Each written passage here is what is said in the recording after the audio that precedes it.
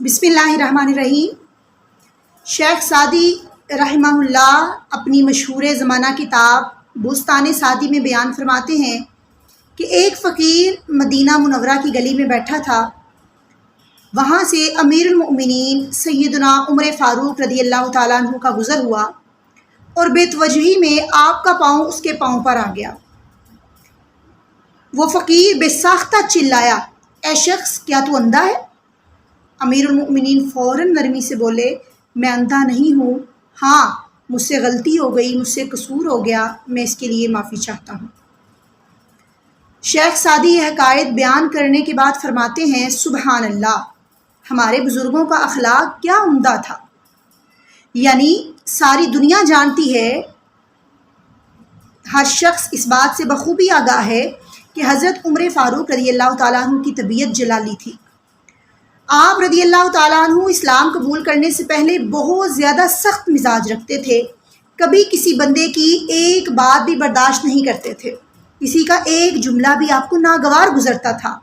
लेकिन इस्लाम लाने के बाद आपकी वो जलाली तबीयत नरम तबीयत में बदल गई और अमारत मिलने के बाद, हुक्मरान बनने के बाद तो आप में हद दर्जा तहम्मुल बुर्दबारी आ गई।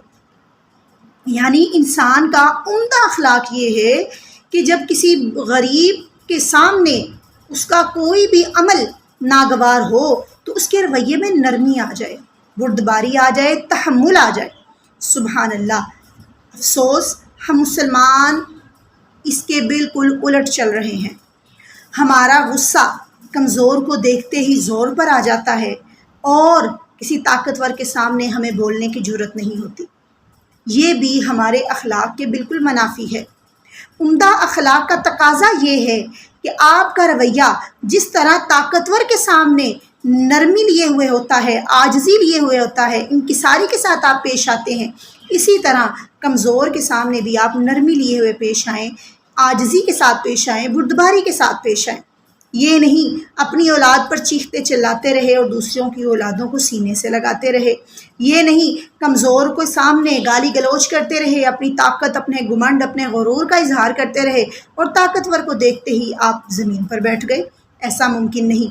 अगर आपने अपने अखलाक को अच्छा बनाना है तो उसका तकाज़ा ये है कि आपसे कोई गलती हो और गलती किसी कमज़ोर के सामने हो या किसी ताकतवर के सामने हो, आप उस पर शर्मिंदा हों, उससे माफ़ी मांगें, उसको दरगुजर करने का कहें, उससे हद्दुल इम्कान सुलह जोई के साथ, नरमी के साथ, आजिज़ी के साथ और इनकिसारी के साथ पेश आएँ। मेरे मोहतरम भाइयों और मेरी मोहतरमात बहनों, कुरान करीम और हदीस मुबारका हमें बार बार अच्छे अखलाक को अपनाने का हुक्म देते हैं और अच्छे अखलाक का तकाज़ा ये है कि हम उम्दा रोई से पेश आएँ और हर उस बंदे से पेश आएँ जिसका ताल्लुक़ हमारे साथ चाहे चंद लम्हों का हो या ज़िंदगी भर का हो। अस्सलामु अलैकुम।